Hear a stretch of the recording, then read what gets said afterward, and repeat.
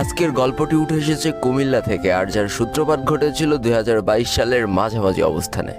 সামান্য এই গেমে করা ছোট্ট একটা ভুলের জন্য যে শুধু একটা পরিবারই শেষ হয়ে গিয়েছিল তা না, বরং সমাপ্তি ঘটেছিল এক অমর বন্ধুত্বের। কি অদ্ভুত একটা ব্যাপার না, গেম থেকে তৈরি হওয়া সম্পর্কটা গেমের জন্যই চিরতরে শেষ হয়ে গেল। মূল বিপত্তি 2022 সালের মাঝামাঝি অবস্থায় ঘটলেও এই জিনিসটার সূত্রপাত হয়েছিল 2018 সাল থেকে। সময়টা ছিল 2018 সাল। দুইজনের বাসা একই এলাকায়, তারা দুইজন একই সাথে স্কুলে যেত, আবার একই সাথে বাসায় ফিরে আসতো। এমনই একটা দিন তারা দুইজন স্কুল শেষ করে যখন বাসার দিকে ফিরছিল, তখন তাদের এলাকায় কয়েকজন পোলাপান মিলে কি জানি একটা করছিল। খুব সম্ভবত তারা বুঝতে পারে যে কোনো গেম হয়তো তারা খেলছিল।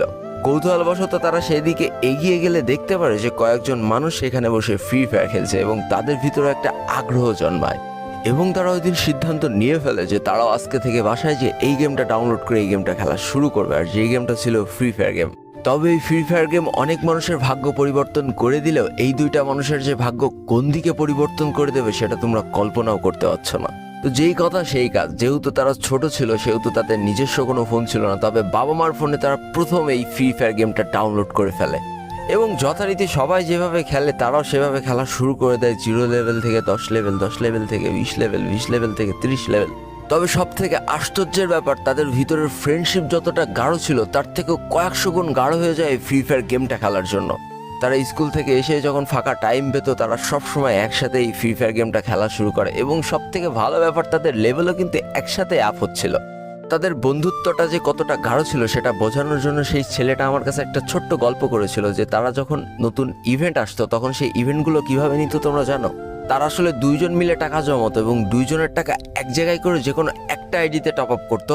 তো আজকে ধরো একটা নতুন ইভেন্ট এসেছে, এই ইভেন্টটা এক বন্ধু নিয়েছে, তার কয়দিন পরে যখন আরেকটা ইভেন্ট আসতো তখন আবার দুইজনের টাকা এক জায়গায় করে আর একটা বন্ধু ওই ইভেন্টটা নিত। এই করতে করতে একটা দিকে তাদের বন্ধুত্ব যেমন গাঢ় হচ্ছিল, অপরদিকে তাদের কিন্তু আইডি লেভেল আস্তে আস্তে বাড়ছিল।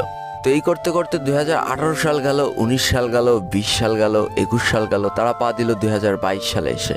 আইডির লেভেলও কিন্তু 65 লেভেল আপ হয়ে গিয়েছে। আর সব থেকে মজার ব্যাপার, তাদের দুইজনের আইডি লেভেল একই সাথে সাথে বাড়ছিল, অর্থাৎ দুইজনের আইডির লেভেলই কিন্তু 67 লেভেল ছিল।